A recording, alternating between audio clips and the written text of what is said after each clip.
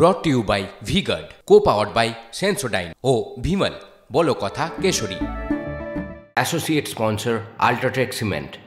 মঞ্জিরা, সাম্প্রতিক অতীতে আমরা সবচেয়ে বেশি জানিয়ে খবর করেছি, জানিয়ে আমরা দেখেছি শিরোনামে থাকতে, শিরোনাম আঁকড়ে থেকেছে যে খবর, তা হলো নিয়োগ দুর্নীতি। কিন্তু নিয়োগ দুর্নীতি নিয়ে এবার কুণাল ঘোষ কি আরো অস্বস্তিকর কিছু বলে ফেললেন? একদমই, তার কারণ হচ্ছে আমাদের কালকে এক্সক্লুসিভ যে ইন্টারভিউ তিনি দিয়েছেন তাতে কিন্তু এই ধরনের হিন্ট, এই ধরনের কথাই তিনি বলছেন। তিনি কি বলছেন?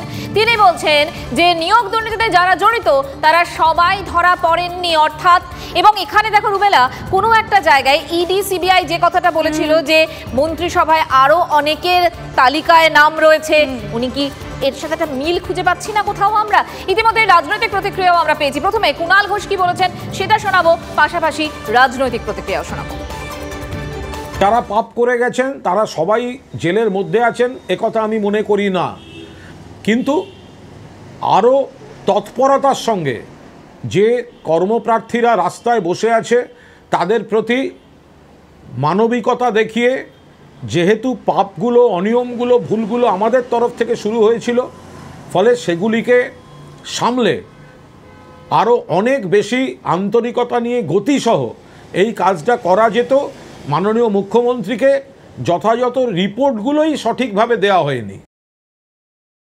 এতদিন সত্যকে আড়াল করার চেষ্টা করছিলেন, আজকে যেহেতু ওর স্বার্থে আঘাত লেগেছে সত্য কথা স্বীকার করতে বাধ্য হচ্ছেন। কিন্তু আজকে আরেকটা উনি মিথ্যে কথা বললেন, মুখ্যমন্ত্রীকে আড়াল করার চেষ্টা করলেন।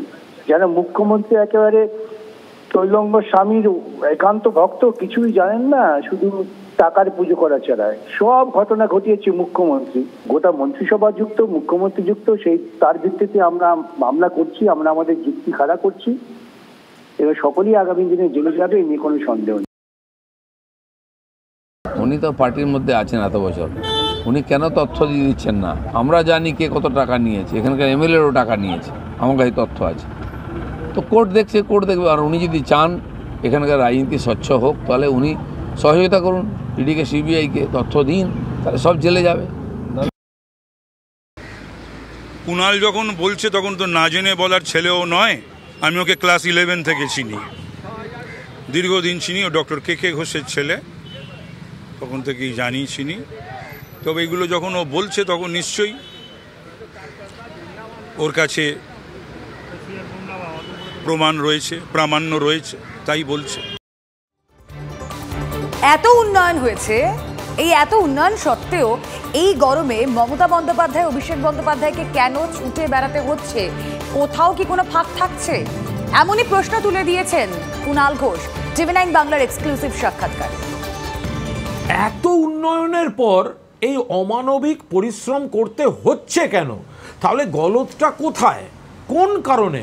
কেন এই গরমের মধ্যে মমতাদিকে দিনে 2-3টে করে মিটিং, অভিষেককে এই কর্মসূচি চালিয়ে যেতে হবে? তাহলে আমাদের মধ্যে কোথাও কিছু ফাঁক থাকছে। এই ফাঁকটা ভরানোর কথা আমরা বারবার বলতে চাই। সেটা যদি দল শোনে ভালো, নইলে দল নিশ্চয়ই মমতা বন্দ্যোপাধ্যায়ের জনপ্রিয়তার উপর ভর করে চলেন। মানুষ মমতা বন্দ্যোপাধ্যায়ের দিকে আছেন, ফলে অন্যান্য সমস্ত ঘাটতি ঢেকে গিয়ে ভোটের রেজাল্টটাই শেষ কথা বলে। বিজেপি সাংসদ শ্রমিক ভট্টাচার্য কি রিয়াকশন দিয়েছেন কুণাল ঘোষের এই বক্তব্যে? কেউ কেউ বলছেন মানিকতলার নির্বাচনকে কেন্দ্র করেই যে আভ্যন্তরীণ রসায়ন তৈরি হয়েছিল তার ফলাফল এটা। আমরা আবার বলছি, তৃণমূল কংগ্রেসের আভ্যন্তরীণ রসায়ন নিয়ে বা দ্বন্দ্ব নিয়ে বা কুণাল ঘোষের সরে যাওয়া নিয়ে আমাদের খুব একটা উৎসাহ নেই। আমরা এই কারণেই গতকালকে বলেছিলাম যে কুণাল ঘোষকে সরিয়ে দেওয়ার ক্ষেত্রে যে প্রেস রিলিজ জারি করা হয়েছিল তার শেষ শব্দবন্ধ যেটা আছে সেটা কার্যত তারা সংবাদ মাধ্যমকে থ্রেট করেছে। Brought to you by V-Guard, co-powered by Sensodyne ও ভিমল বলো কথা Kesari. Associate sponsor UltraTech cement.